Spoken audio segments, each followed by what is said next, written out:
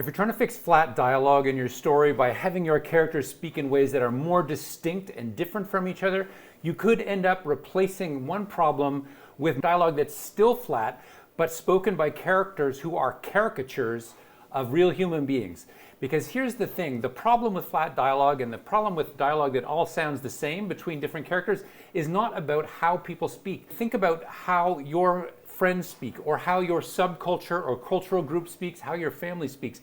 You all sound almost exactly the same as each other because we live in the same milieu as each other. That's not what distinguishes us apart. You can tell the difference between your mom and your dad and your friend Frank because of something else, and it's that way with your stories. You need to understand that the way that characters are differentiated is not by their particularities of speaking. And I'm not saying don't do that. You should do a certain amount of subtle alterations in the way that different people speak that marks them out as particular types of people. But the differences are not that great. And what actually makes people distinct and different from each other is rooted in their intentions within a scene and the motivation, the deep need that exists behind that intention. I need to feel loved. I need to feel like I'm needed. And that need is reflected in their intentions in scenes. They're always trying to get people to acknowledge their importance to solving the problem. They're always trying to get people to say that they love them in various and sundry sorts of ways.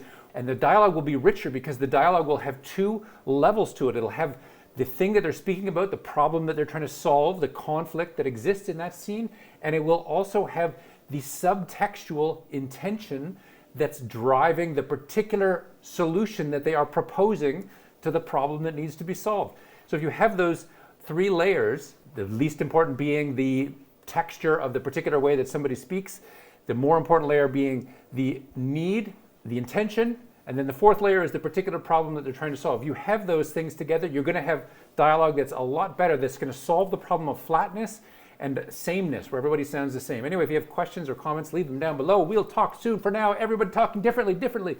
Bye for now.